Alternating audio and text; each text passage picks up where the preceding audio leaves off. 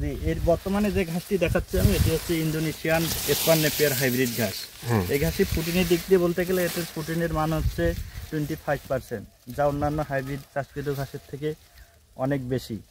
আর আপনারা যারা 10টি গরু পালন করতে চান, 10টি গরুর জন্য 30% জমিতে আপনারা এই ইন্দোনেশিয়ান এসপার ঘাসটি চাষ করলে 30 দিন পর্যন্ত এই ঘাসটি আপনাদের খামারে ব্যাকআপ দিবে।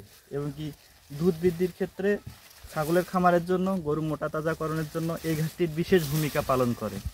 এই ঘাসটি অত্যন্ত নরম এবং মিষ্টি এবং রসালো হওয়ার জন্য গরু, ছাগল, ভেড়া, মহিষ বলেন প্রচুর পরিমাণে খায় এই ঘাসটি।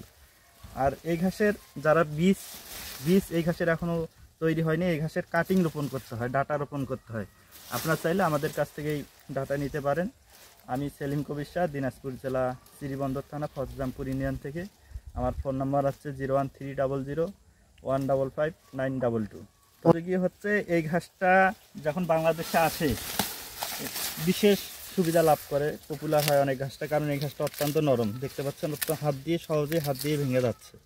এই ঘাসের কাণ্ড অতি তাড়াতাড়ি শক্ত হয় না, যেখানে অন্যান্য ঘাসের কাটিং আপনার গাছ 40 থেকে 45 দিনে শক্ত হয়ে যায়। এই ঘাসটা শক্ত হয় না, দেখেন আমি হাত দিয়ে কীভাবে ভাঙতেছি। এজন্য খুব সহজে এটা হজম হয়ে যায় এবং গরু, ছাগল সঠিক মতো প্রোটিনটা গ্রহণ করতে পারে। এই ঘাস কত শতাংশ প্রোটিন থাকে এটা অন্যান্য ঘাসের তুলনায়? 25% প্রোটিন মানে এই ঘাসটার। 25%? জি জি।